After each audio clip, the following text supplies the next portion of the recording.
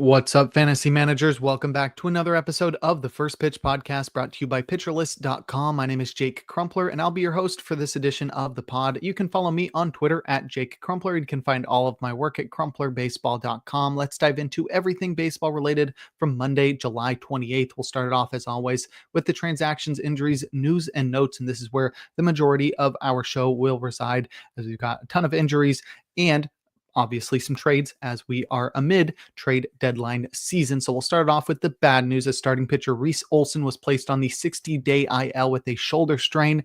Immediate 60-day IL placement is never good. And at this point in the season, it means Olson will miss the rest of the regular season. The Tigers haven't taken out the possibility of Olson returning in the playoffs. So his season in general isn't totally done, but the regular season is done for Reese Olson. They did immediately replace Olson with a trade as starting pitcher Chris Paddack was acquired via trade from the Twins, along with Randy Dobnak, who has pitched to a 7.12 ERA at AAA. And in return, the Twins will receive catcher Enrique Jimenez. So the Tigers will replace Olson with Paddack in the rotation, and I think it's a pretty good replacement. Paddack has been quietly underrated this year and has been a pretty solid pitcher throughout his career, so he'll enter that Tigers rotation immediately. And the Twins, in a corresponding move, are expected to select the contract of starting pitcher Pearson Ohl, OHL. He'll make his MLB debut versus the Red Sox today at high A, double A, and triple A this year. He's pitched to a 2.17 ERA with a 0.95 whip, 30% strikeout rate, and a 4% walk rate in 22 appearances, 5 of which have been starts. So he's not a clear-cut starter there. Ohl is not, but he will enter the Twins rotation to replace the traded Chris Paddack. And in other Tigers injury news, outfielder Parker Meadows was placed on the 10-day IL with a quad strain, so they really couldn't catch a break yesterday. The Tigers couldn't. Looks like Matt Vierling played center field in the first day without Meadows, but I think when Seal Perez will probably see the most time in center field for the Tigers, probably against right-handed pitchers, with Vierling facing left-handed pitchers and playing center field, and then Perez will switch to right field to platoon with Kerry Carpenter against lefty. So it's going to be sort of a mix and match thing for the Tigers outfield until Meadows returns from the IL. In terms of transactions, catcher Danny Jansen was traded by the Rays to the Brewers in exchange for infielder Jadher Arenamo. I think that was pretty good. Jansen will be the backup to William Contreras in Milwaukee. And then the Rays immediately addressed Jansen's absence by acquiring catcher Nick Fortes in a trade with the Marlins in exchange for outfielder Matthew Etzel, who was Tampa Bay's number 28 prospect, according to MLB Pipeline.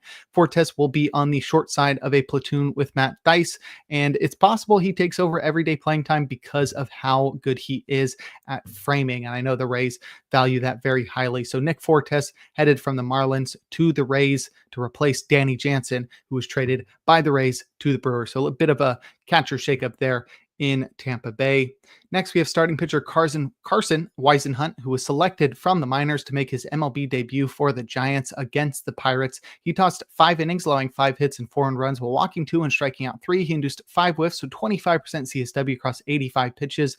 Weisenhunt is the Giants' number 3 prospect, according to MLB Pipeline, so he'll definitely be counted on to continue pitching out of this rotation. His signature pitch is a changeup. It wasn't too great on Monday, inducing just a few whiffs while he relied heavily on sinker called strikes, which is not necessarily a bad thing, but not really what you want to see if you're looking for future success from a pitcher. That's Carson Weisenhunt. Starting pitcher Jack Kochanowicz is next, and he was recalled from the minors to start versus the Rangers. He tossed 4 2/3 scoreless innings, allowing just 1 hit. Good start, but he walked 6 while striking out 3, inducing 8 whiffs with 25% CSW across 75 pitches. Next, we have outfielder Jacob Melton, who was activated from the 10-day IL after dealing with an ankle sprain over the past month. He will be on the strong side of a center field platoon for the Astros moving forward. In a corresponding move, first baseman John Singleton was designated for assignment. Next, we have catcher Adley Rutschman, who was activated from the 10-day IL after missing quite some time with an oblique strain. He'll return to being the everyday catcher for the Orioles. And in a corresponding move, Jacob Stallings was designated for assignment. I sort of feel a little prescient with that one, as Stallings was primed to be the backup to Rutschman, but I suggested that maybe they prefer Alex Jackson over him, despite him playing backup to Stallings in Rutschman's absence. And that seems to be the case, as Stallings will be removed from the 40-man roster, leaving Alex Jackson as the backup to Rutschman moving forward.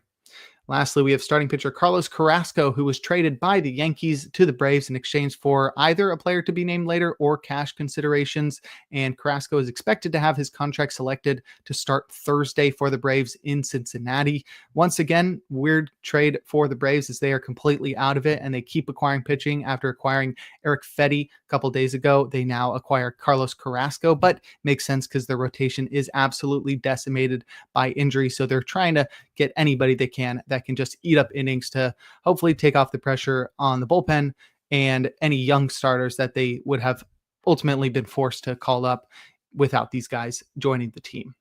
In terms of news, infielder Alex Freeman is expected to have his contract selected by the Dodgers. He is the number 3 Dodgers prospect, according to MLB Pipeline.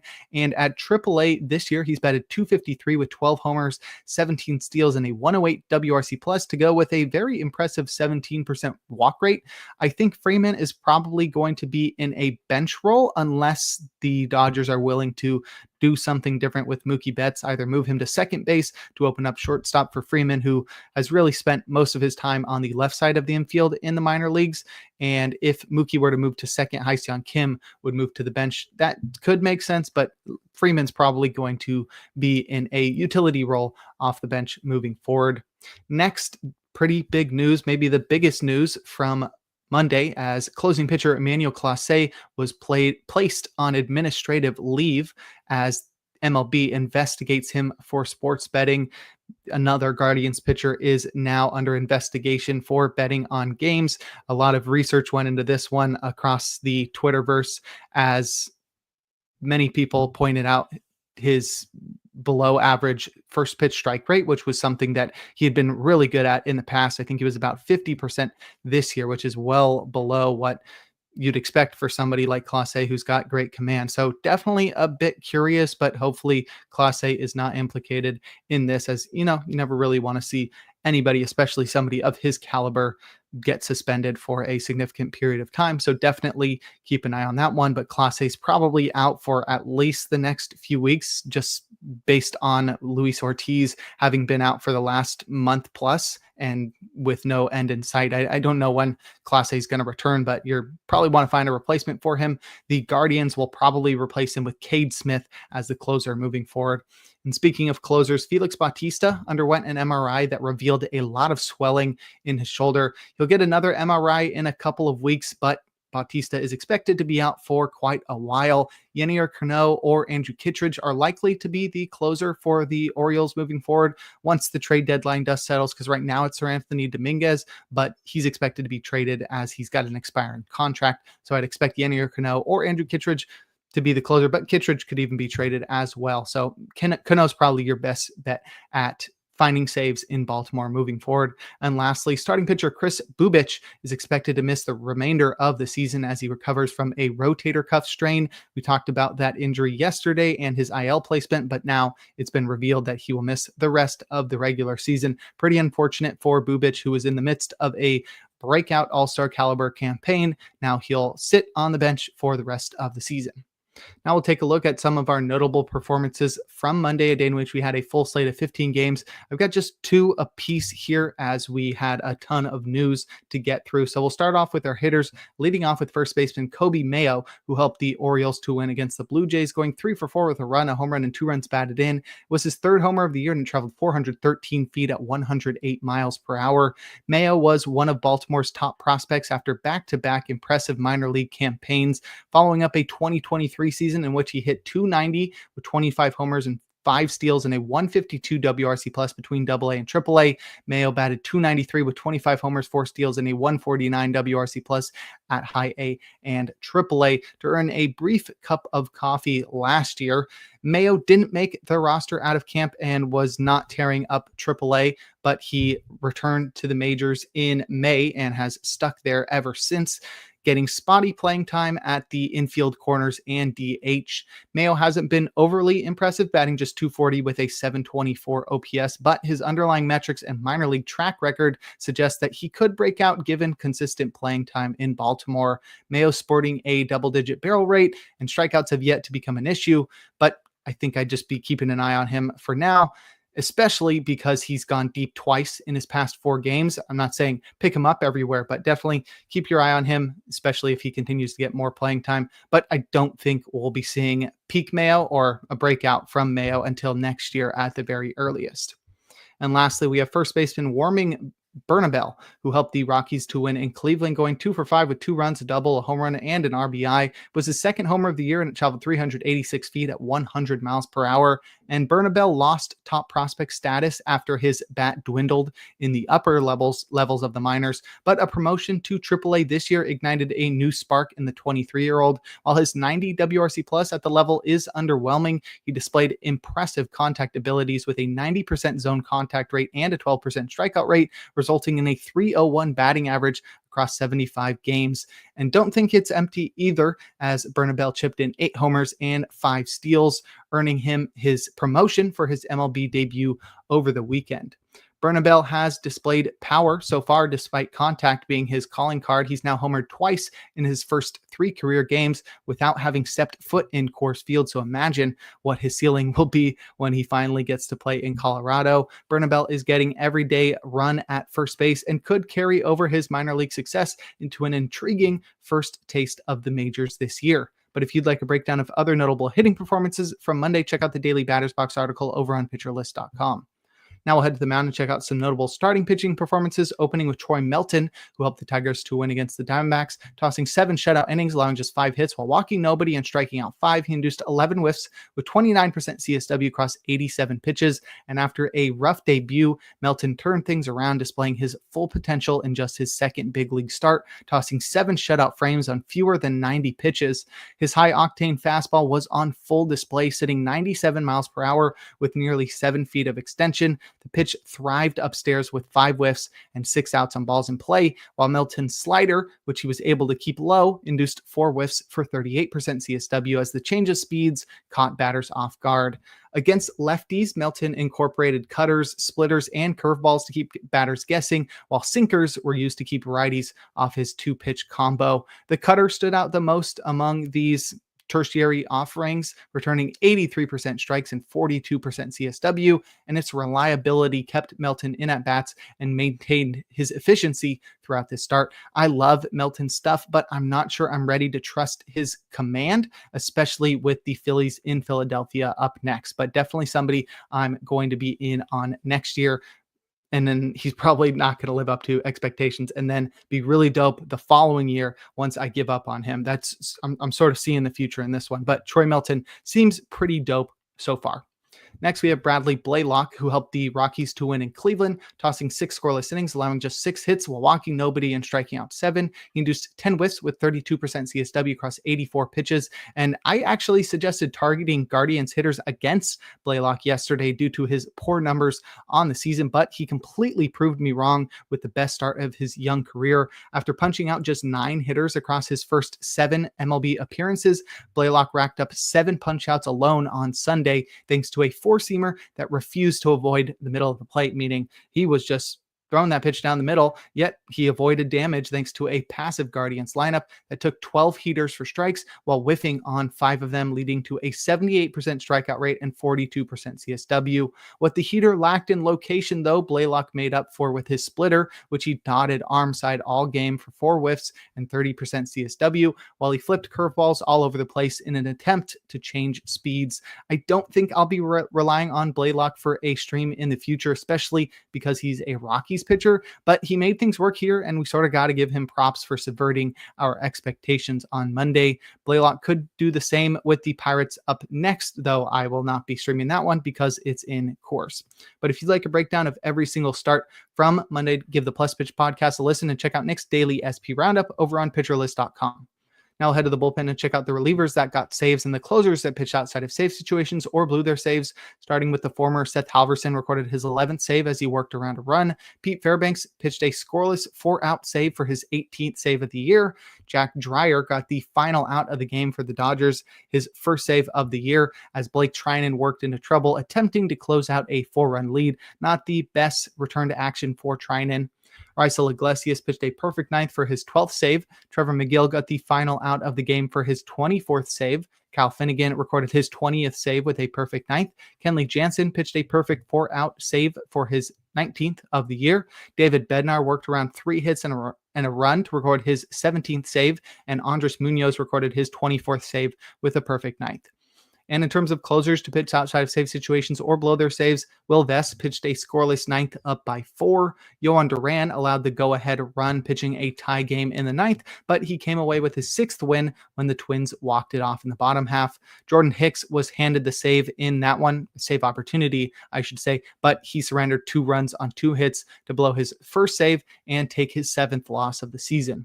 Grant Taylor pitched a perfect ninth up by 4 after the offense tacked on 2 insurance runs in the 8th, so he was initially set up for a save opportunity before the White Sox offense exploded. Josh Hader pitched a perfect ninth, trailing by 1. He hadn't pitched since last Wednesday, so this was clearly a maintenance outing. Robert Suarez served up a game-tying homer in the 9th to blow his 4th save, but he earned his 3rd win when the Padres walked it off. And lastly, Camilo Doval pitched a perfect ninth, down by 2. But if you'd like more information on relief pitchers, check out Rick Graham's weekly articles over on pitcherlist.com. And before we look forward to today's games, we're going to take a quick break. Now we'll look forward to Tuesday, July 29th, a day in which we'll have a full slate of 16 games as the Blue Jays and Orioles partake in a doubleheader in Baltimore. My matchup of the day is Brandon Pfaadt versus Casey Mize. Both of these guys have been up and down throughout the year. I don't think many people would agree with that, with Casey Mize, who earned an all-star selection, but he struggled in his last start, while Pfaadt was really great in his last start and has sort of fallen off after a great start to the season. So I'm excited to see what these guys can do against each other on Tuesday. In terms of probable starters, we've got 3 guys in the auto starts tier, including Tyler Glasnow in Cincinnati, Max Fried versus Tampa Bay, and Seth Lugo versus the Braves. Our probably starts tier has 6 guys, and that's where we'll find our streamer of the day in Justin Verlander versus the Pirates.